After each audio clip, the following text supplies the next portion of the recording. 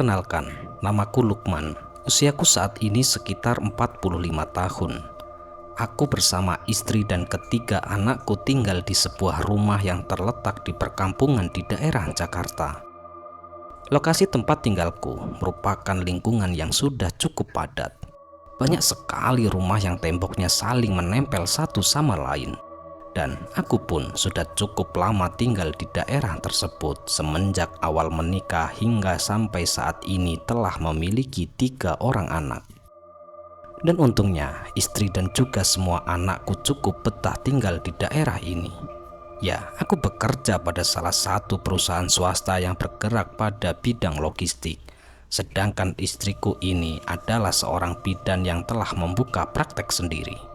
Sebagai seorang suami, tentu saja aku sangat mendukung karir istriku, yang mana pada awalnya istriku hanya membuka praktek di rumah dengan ruangan dan peralatan seadanya. Hingga kini, alhamdulillah telah mempunyai tempat praktek yang cukup besar. Lokasinya juga tidak begitu jauh dari tempat tinggalku. Hampir di setiap harinya selalu ada saja pasien yang datang ke klinik istriku. Mulai dari yang hanya sekedar kontrol kandungan hingga pasien yang akan melahirkan. Dan hanya di hari Minggu sajalah istriku akan mengambil libur agar bisa sekedar meluangkan waktu bersama keluarga.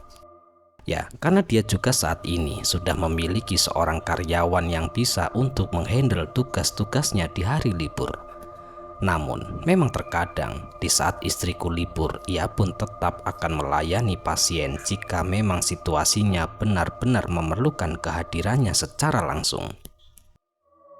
Suatu sore, di saat aku sedang duduk santai di depan teras rumah, tiba-tiba saja istriku langsung menghampiri sembari membawakanku secangkir kopi, lalu duduk di sampingku persis. Sembari tersenyum kecil, ia pun bertanya kepadaku, "Ayah," panggil istriku dengan sangat manja. "Iya, ada apa, Bu?" Aku pun menjawab sambil berpikir di dalam hati pasti ada sesuatu yang ia mau. Tentu saja tidak seperti biasanya istriku langsung membawakan kopi tanpa aku minta terlebih dahulu. Dan benar saja dugaanku saat itu, istriku pun saat itu langsung mengutarakan keinginannya untuk membeli sebuah mobil. Ya, tabungan kita kan sekarang sudah cukup nih untuk beli mobil. Apalagi sekarang kan kita sudah punya anak 3. Jadi biar nggak ribet lagi nanti kalau kita mau jalan-jalan jauh ya, pinta istriku dengan lemah lembut.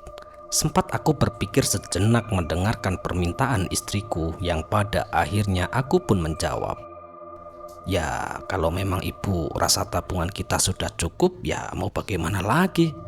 Ayah mah setuju-setuju saja sih, Bu."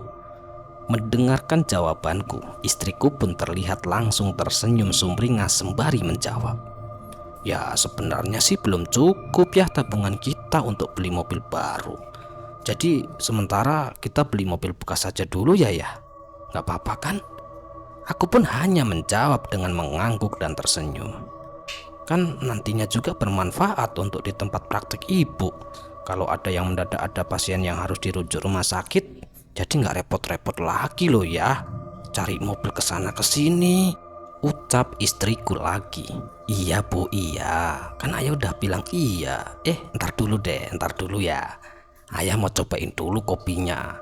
Kalau rasanya pas, berarti oke.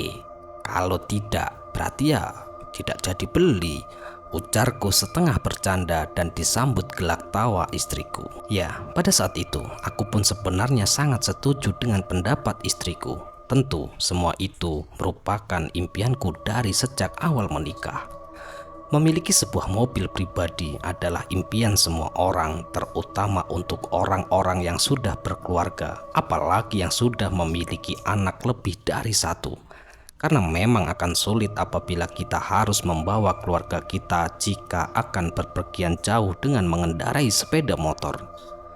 Siapapun orang tua pastilah ingin membuat keluarganya nyaman dalam perjalanan, tidak lagi takut kehujanan maupun kepanasan.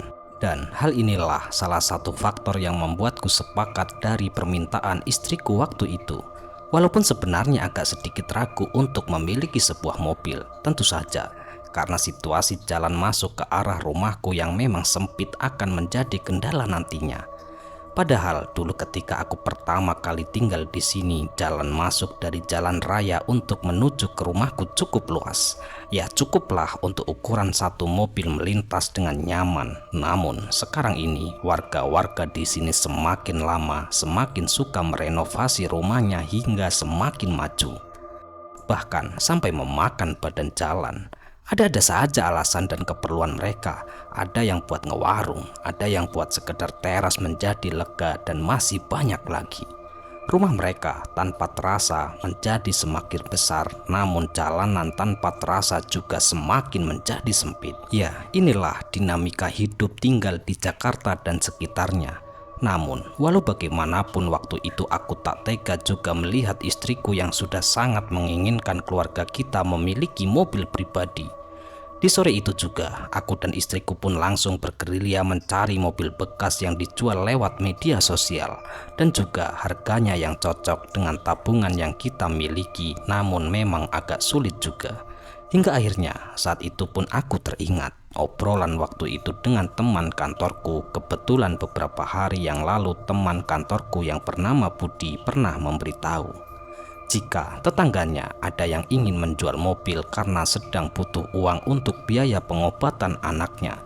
Mengingat hal itu, langsung saja aku hubungi temanku itu via telepon untuk menanyakan apakah mobil yang waktu itu ia pernah ceritakan dan ditawarkan masih ada. Dan pada saat itu, setelah ngobrol panjang kali lebar bersama Budi, akhirnya kami pun sepakat untuk melihat kondisi mobil di keesokan harinya. Dan singkat cerita, setelah perjanjian dengan pemilik mobil, esoknya aku pun langsung datang menuju lokasi bersama istriku. Dan mungkin memang dasar jodoh, setelah kami melihat mobilnya, istriku pun langsung bilang kepadaku saat itu jika ia minat dan suka sekali dengan mobilnya.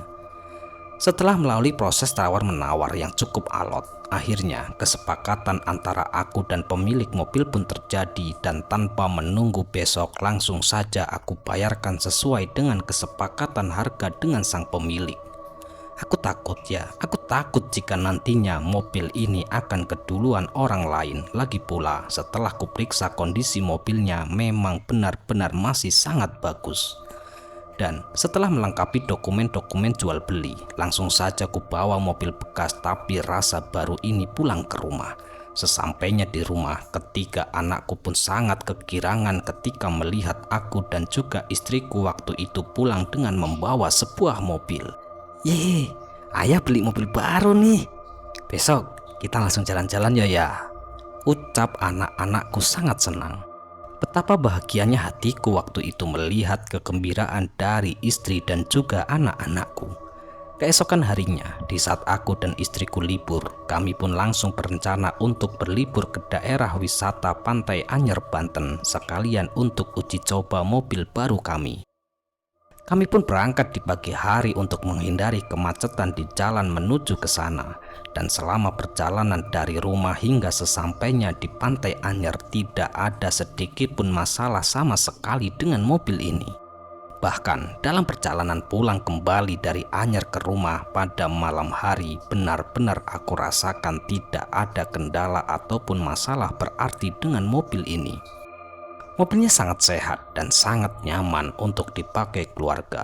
Hampir di setiap liburan selalu aku dan juga keluargaku memakai mobil itu untuk sekedar jalan-jalan. Dan memang tidak pernah ada masalah sedikit pun. Namun siapa sangka, setelah beberapa lama kemudian hingga tibalah saat itu, saat dimana adalah menjadi awal dari semuanya.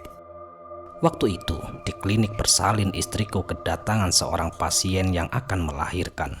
Pasien ini datang diantar langsung oleh sang suami dan juga beberapa anggota keluarganya.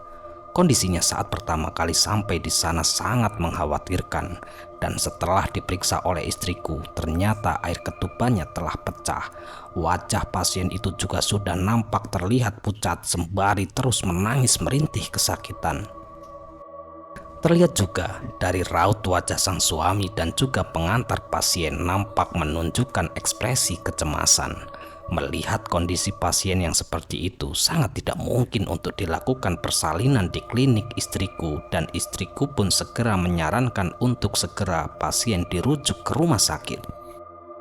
Berhubung sudah dalam keadaan darurat, dengan inisiatif istriku pun langsung menelponku agar ikut serta juga mengantarkan pasiennya ke rumah sakit.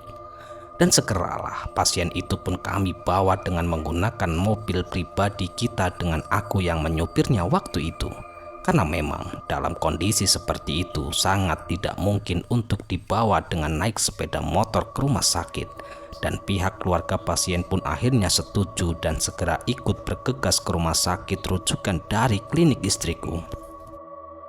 Di dalam mobil, waktu itu ada aku, istriku, pasien wanita, dan juga suaminya, sedangkan keluarga yang lain mengikuti dengan naik sepeda motor. Saat berada di dalam mobil waktu itu, mulai terlihat darah yang sudah keluar dari pasien itu yang membuat sang suami pasien menjadi bertambah cemas dan juga panik. Di sini pun istriku terus berkata agar sang suami tetap membuat istrinya terjaga, jangan sampai sang istri kehilangan kesadaran. Terdengarlah suara sang suami yang terus menguatkan sang istri yang kondisinya sudah terlihat semakin melemah. Mama yang kuat, Ma. Ada papa di sini, Ma. Sebentar lagi kita sampai kok di rumah sakit. Sabar, Ma. Sambil terus menguatkan sang istri, air mata sang suami pun juga mulai terlihat menetes. Mungkin ia tidak tega melihat kondisi sang istri yang seperti itu. Darah pun semakin banyak keluar dari pasien hingga sampai mengalir di jok mobil, bahkan mulai menggenangi karpet mobil. Suasana waktu itu benar-benar panik. Rintihan dari pasien wanita itu terus saja terdengar sepanjang perjalanan kami menuju ke rumah sakit. Namun sesaat kemudian suasana tiba-tiba berubah menjadi hening. Tidak terdengar lagi suara rintihan dari pasien. Waktu itu sang suami pun lantas mencoba menggoyang-goyangkan tubuh sang istri seraya memanggil-manggil namanya, berusaha untuk membangunkannya. Mama bangun, Ma. Mama bangun, Ma. Akan tetapi tak ada sedikit pun respon sama sekali dari sang istri. Lalu dia pun segera mencoba mengecek denyut nadi sang istri. Seketika sang suami pun berteriak histeris sambil memeluk sang istri yang telah terbujur kaku.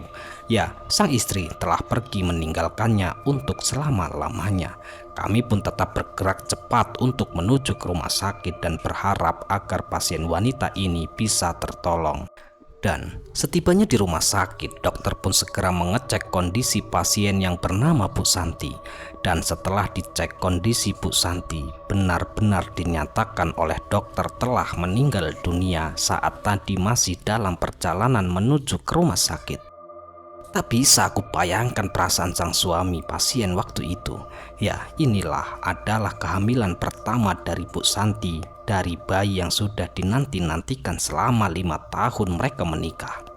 Akan tetapi, takdir berkata lain.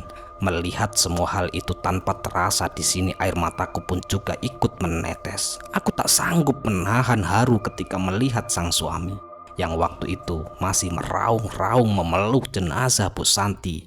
Dan setelah menyelesaikan beberapa administrasi di rumah sakit, aku dan istriku pun akhirnya memohon pamit kepada suami dari Bu Santi beserta keluarga besarnya. Dan saat perjalanan pulang dari rumah sakit, di sini istriku masih saja menangis. Ya, sepertinya ia merasa gagal akan tugasnya. Aku pun di sini mencoba menenangkannya dan berkata bahwa kita sudah berupaya semaksimal mungkin dengan sekuat tenaga, namun Tuhan memang berkehendak yang lain. Di keesokan harinya, pagi-pagi sekali, aku segera membersihkan mobilku karena memang masih terdapat genangan darah yang berada di bagian dalam mobil, terutama di bagian jok belakang sampai ke karpet mobil. Aroma anyir darah masih tercium dengan jelas di hidungku saat sedang membersihkan mobil itu. Aku pun awalnya mencoba bersikap biasa saja, walaupun jujur saat itu aku juga merasa agak merinding karena memang aku juga melihat semua kejadian semalam dengan mata kepalaku sendiri. Aku pun merasa jika bau anjir ini seperti tak bisa hilang walaupun sudah ku gosok-gosok berulang-ulang. Ya, aku pun menyerah dan memutuskan untuk membawa mobil ini ke tempat penyucian mobil agar bisa divakum interiornya. Setelah selesai dibersihkan dan bau anjir waktu itu sudah sepertinya jauh berkurang walau terkadang seperti masih samar-samar tercium. Dan seperti biasanya, mobil itu pun kupindahkan ke lahan kosong yang berada tidak jauh dari rumahku karena memang kebetulan waktu itu rumahku belum mempunyai garasi mobil sendiri. Disinilah beberapa kejadian janggal pun dimulai. Beberapa warga sekitar sering melaporkan kepadaku jika mobilku sering sekali menyala sendiri ketika malam hari. Aku pun mencoba menanggapi laporan itu dengan santai. Mungkin ada kucing atau tikus jadi alarmnya menyala. Jawabku santai, mencoba membuat semua orang menjadi tenang, padahal jujur di situ aku pun juga mulai tidak enak perasaan. Istriku pun juga mendapati banyak keluhan dari beberapa ibu-ibu di sekitaran rumah tentang mobil kami yang tiba-tiba saja suka menyala sendiri di malam hari. Ayah, apa benar sih ya mobil kita itu jadi angker ya setelah kejadian malam itu? Tanya istriku. Apaan sih bu pagi-pagi udah ngomong kayak gitu? Zaman kayak gini kok masih percaya sih sama hal-hal begituan? Jawabku cuek sembari menyeruput kopi hitam di depan teras rumah. Tapi loh ya, banyak banget ibu-ibu di sini yang komplain. Ya, terang istriku lagi. Sudahlah bu, gak usah dipikirin lagi. Mereka itu cuma ngarang bu. Bisa saja mereka itu cuma iri karena melihat kita mampu membeli mobil. Ujarku ketus. Tapi kan ya, lebih baik kita jual saja dulu ya mobilnya. Nanti kita beli mobil yang lain lagi, gimana ya? Rengek istriku lagi. Bu, kalau kita jual mobil itu, belum tentu nantinya kita bisa dapat mobil yang bagus dan murah lagi, seperti mobil kita sekarang loh bu. Sudahlah bu, ibu tenang saja. Ayah jamin semuanya akan baik-baik saja bu. Di sini istriku hanya diam. Waktu itu tampak dengan jelas raut takut dan juga kecewa bercampur di wajahnya. Keesokan harinya aku akan bersiap-siap untuk berangkat dinas sore. Ya, aku ada 2 shift kerja, pagi dan juga sore, di mana jika masuk pagi maka jam kerjaku adalah dari jam 6 pagi sampai dengan jam 2 siang. Dan apabila shift sore maka jam kerjaku dari jam 2 siang sampai dengan jam 10 malam. Dan sialnya di sore itu sepeda motorku mengalami mogok. Berkali-kali ku coba untuk menghidupkannya, tetap juga tak bisa, sampai-sampai baju seragamku pun basah kuyup bermandikan keringat. Akhirnya di sini pun aku menyerah dan akhirnya aku pun memutuskan untuk berangkat kerja dengan mengendarai mobil. Setelah berpamitan kepada istriku dan izin untuk berangkat kerja dengan membawa mobil, aku pun segera berangkat karena memang gara-gara motorku mogok, aku sudah hampir telat masuk kerja. Di saat perjalanan berangkat kerja dari rumah sampai ke kantor tidak ada sedikit pun kendala. Semuanya lancar terkendali sampai aku tiba di kantor dan beraktivitas kerja seperti biasanya. Selesai jam kerja pada jam 10 malam seperti biasanya juga. Sebelum pulang waktu itu aku pun bersantai sejenak bersama kawanku Budi. Di sini aku pun mulai bercerita kepada Budi tentang semua kejadian beberapa hari ke belakang. Mulai dari kejadian pasien istriku yang meninggal di dalam mobil dalam perjalanan dari klinik ke rumah sakit, sampai dengan laporan dari beberapa warga sekitar rumahku tentang mobilku yang suka menyala dengan sendirinya di malam hari. Kalau saran saya sih ya, mendingan tuh mobil dijual lagi aja deh, bahaya itu Luk, jawab Budi waktu itu. Aduh gimana toh Bud, kamu itu mah sama aja sama istri saya ngomongnya. Aku ini seriusan nih, itu mobil kan mobil keluarga. Aku tuh takut kalau nantinya ada kejadian apa-apa sama keluargamu, ujar Budi lagi. Dan di sini sejujurnya aku pun mulai agak goyah di antara tetap mempertahankan atau harus menjual mobilku. Gimana ya Bud? Tapi kan susah juga buat jualnya Bud. Kalau nanti yang beli tahu kalau mobil itu bekas ada yang meninggal di dalamnya, harganya bisa jatuh loh Bud, ujarku. Dan di sini Budi terlihat tersenyum jahat. Tenang saja, aman. Serahin semua urusan jual beli mobil sama saya. Yang penting jangan lupa komisinya yang sepadan, yang gede. Ah, dasar otak calok, jawabku yang diiringi tawa kami berdua. Dan tanpa terasa sudah sekitar 1 jam kami mengobrol dan kulihat waktu itu jam sudah menunjukkan pukul 11 malam. Akhirnya kami berdua pun sepakat untuk segera pulang ke rumah masing-masing. Dan gara-gara obrolan bersama Budi tadi, di sini aku pun mulai agak sedikit gentar untuk berada di dalam mobil malam ini sendirian. Apalagi saat itu kondisi jalanan sudah mulai terlihat sangat sepi karena memang hari itu adalah hari Minggu. Selain itu, jam pun waktu itu sudah menunjukkan pukul 11 malam lewat. Bismillahirrohmanirrohim, ucapku pelan ketika mulai memasuki mobil. Kupacu perlahan mobilku ketika sudah mulai keluar area kantor. Namun baru kira-kira beberapa ratus meter berjalan, tak sengaja aku waktu itu menoleh ke arah bawah dashboard di samping kursi kemudi. Aku waktu itu melihat seorang anak kecil sedang berjongkok merunduk di bawah dashboard mobil sembari menatapku dengan tersenyum. Astagfirullahaladzim. Kupalingkan pandanganku berusaha untuk tetap berkonsentrasi mengemudi. Ini hanya halusinasiku saja. Gak mungkin ada yang begituan. Kulirik kembali ke arah bawah dashboard mobil, namun kini sosok anak kecil itu sudah tidak ada. Benar kan? Ini cuma halusinasiku saja. Mungkin aku sudah terpengaruh akibat omongan istriku dan omongan Budi tentang masalah mobil ini. Ku tarik nafas dalam-dalam mencoba untuk menenangkan diriku.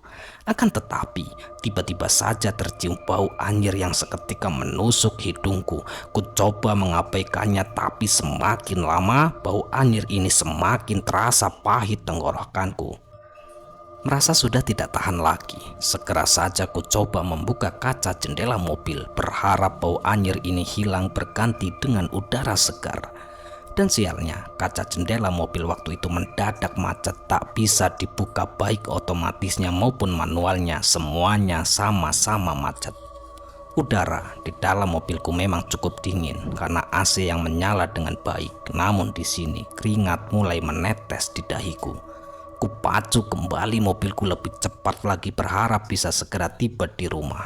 Rasa takut perlahan mulai merayap ke jiwaku ini. Kurapalkan semua doa yang kubisa, dan ketika mulai melewati daerah Lebak Bulus, jalan raya waktu itu mulai bertambah sepi. Ku jejak pedal gas dalam-dalam, mobilku melaju dengan kecepatan tinggi. Sekilas aku melihat ke arah kaca spion tengah, dan betapa kagetnya aku ketika aku melihat dengan jelas sesosok wanita hamil yang tengah merintih kesakitan. Astagfirullah. Aku mencoba langsung menengok ke arah jok belakang mobil untuk memastikan sosok itu, dan ternyata benar ada. Ya, itu adalah sosok Mbak Santi. Bagaimana mungkin bisa dia ada di sana lagi? Batinku tak percaya. Di sini aku benar-benar tidak berani lagi menoleh ke arah belakang. Terdengar dengan jelas di kupingku waktu itu rintihan demi rintihan kesakitannya. Tanganku bergetar memegang kemudi dengan posisi kaki kananku tetap menekan penuh pedal gas. Dan tiba-tiba saja terasa sebuah rabaan di pundak kiriku. Rabaan ini terasa sangat dingin, sangat-sangat dingin. Kuberanikan diriku untuk melihat sekilas ke arah bahuku, dan waktu itu terlihat sebuah tangan berwarna putih pucat sedang memegang erat bahuku. Terdengar rintihan Mbak Santi sembari berkata, "Cepat Mbak, cepat antar saya ke rumah sakit. Air ketuban saya sudah pecah. Saya sudah nggak tahan Pak." Di sini, aku pun sudah tidak sanggup lagi menahan rasa takut yang teramat. Sangat-sangat aku berteriak sejadi-jadinya. Dan tiba-tiba saja mobilku kehilangan kendali di sini. Aku mulai tersadar. Ku genggam setir mobilku sekuat tenaga. Kupindahkan posisi kaki kananku ke arah pedal rem dan ku jejak sedalam-dalamnya. Cit. Suara rem mobil terdengar nyaring memecah kesunyian malam itu. Mataku pun terpejam, tak berani melihat kenyataan yang berat ini. Suara mobilku seperti menabrak sesuatu. Mataku waktu itu masih terpejam, nafasku tersengal-sengal, jantungku berdetak begitu cepat. Hingga beberapa saat kemudian terdengarlah suara ramai dari arah luar mobilku. Perlahan mulai kubuka mataku. Dan ternyata saat itu sudah ada beberapa warga yang datang terlihat sedang mengerumuniku. Mereka semua kaget karena mendengar suara rem yang memang terdengar sangat nyaring di tengah malam itu. Segera kubuka pintu mobil, aku bergegas keluar dari dalam mobilku sembari berjalan terguyung-guyung. Aku melangkah mundur, mencoba menjauh dari mobilku sendiri. Sambil terus menunjuk-nunjuk ke arah mobilku. Tolong Pak, tolong, ada wanita yang mau melahirkan Pak. Tolong Pak. Ucapku panik setengah menangis. Dan saat itu beberapa orang pun mencoba membopongku agar tidak terjatuh terbanting ke belakang. Pak, Bapak tenang dulu Pak. Bapak mungkin masih shock. Sudah Pak, sudah tenang dulu. Ujar seseorang yang berada di sampingku. Coba cek ke dalam mobil. Kata Bapak ini ada wanita yang mau melahirkan. Teriak orang yang berada di sampingku kepada beberapa warga di situ. Nggak ada siapa-siapa Pak. Ujar seseorang anak muda yang terlihat badannya setengah masuk ke dalam mobilku untuk memeriksa. Coba kamu itu ngecek dulu yang benar. Setelah dicek kembali, ya memang tidak ada siapapun ditemukan di dalam mobil sana. Sudah Pak, kita ke warung situ dulu saja, biar Bapak ini tenang dulu. Biar mobil ini sementara dipinggirin dulu sama teman saya, ujar orang yang berada di sampingku yang sepertinya dia adalah orang yang dituakan di tongkrongan sini.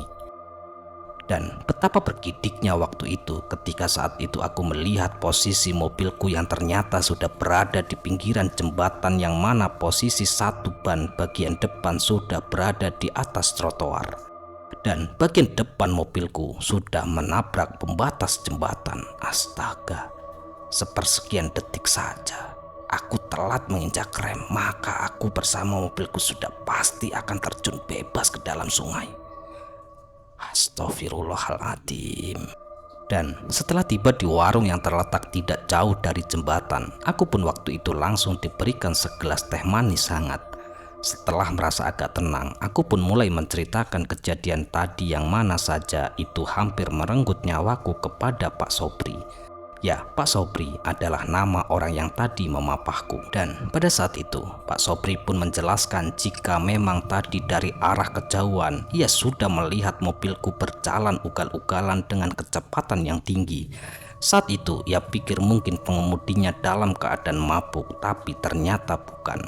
Dan singkat cerita, malam itu aku pun meminta tolong agar Pak Sobri mau mengantarkanku pulang dengan mengendarai sepeda motor saja. Dan juga di sini aku memohon agar ada orang-orang di situ yang bersedia untuk membawa mobil ini ke rumahku.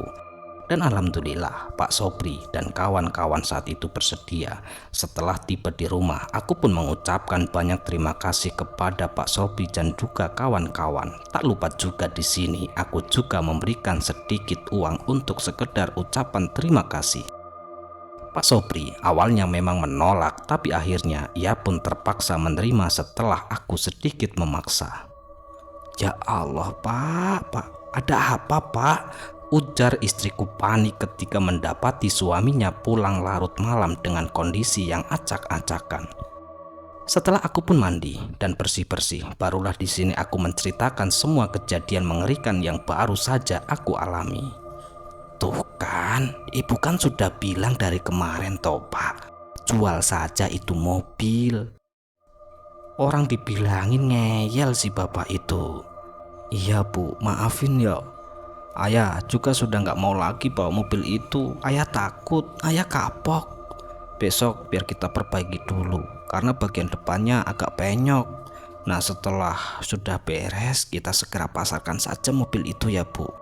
Jawabku yang memang tak ingin lebih lama diceramahi istriku. Dan singkat cerita, setelah beberapa hari dipasarkan, alhamdulillah mobilku pun akhirnya laku terjual dengan harga yang sesuai dengan yang kita harapkan. Di sini aku pun berkata kepada istriku jika untuk sementara waktu uang hasil dari penjualan mobil itu ditabung dulu, Dan aku pun juga menyarankan agar kedepannya nanti kita akan membeli mobil yang baru saja.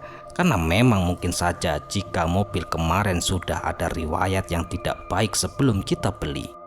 Di sini saya sangat meyakini jika Bu Santi yang sudah meninggal dunia di dalam mobil saat akan melahirkan anak pertamanya itu tidaklah mungkin menjadi arwah gentayangan. Jadi memang sosok yang menyerupai Bu Santi itu merupakan sosok jin pengganggu yang berniat mencelakai manusia. Karena menurutku dari yang aku pelajari, seorang wanita yang meninggal dalam proses melahirkan, maka dia adalah termasuk golongan yang mati syahid. Jadi insya Allah Bu Santi pun sudah tenang berada di alam sana. Dan kedepannya aku beserta istriku pun mencoba untuk melakukan kerjasama dengan pihak mobil ambulan agar untuk kedepannya apabila ada hal-hal penting dalam proses lahiran yang memang tidak bisa dilakukan di klinik bersalin, maka akan lebih baik jika si pasien dibawa ke rumah sakit dengan menggunakan mobil ambulan, karena akan lebih baik dan lebih lancar apabila dibawa dengan ambulans. Selain posisi pasien di dalam mobil lebih nyaman, di dalam perjalanan pun mobil ambulan akan mendapatkan prioritas utama sehingga bisa mempercepat dan memperlancar perjalanan menuju ke rumah sakit. Di sini istriku pun sangat setuju dan semoga saja dengan hal ini bisa membuat klinik bersalinnya berkembang dengan pesat. Aku pun berjanji akan bekerja lebih giat lagi agar bisa segera membelikan mobil baru untuk istri dan juga anak-anakku. Ya, sekian cerita kali ini. Semoga cerita ini bisa menghibur dan cerita ini bisa bermanfaat yang kami harapkan. Kami ucapkan mohon maaf yang sebesar-besarnya jika ada kata-kata yang salah yang kami sampaikan di dalam cerita. Dan kami ucapkan terima kasih banyak kepada teman-teman semua yang telah mendukung kami. Semoga amal kebaikan teman-teman dibalas oleh Allah Subhanahu wa Ta'ala berupa hal-hal yang lebih baik dan lebih bermanfaat dalam kehidupan kita semua. Sekali lagi saya Tony mengucapkan mohon maaf yang sebesar-besarnya jika ada kata-kata yang salah yang kami sampaikan di dalam cerita. Bye, sampai jumpa di cerita-cerita selanjutnya. Akhirul qouli wassalamualaikum warahmatullahi wabarakatuh.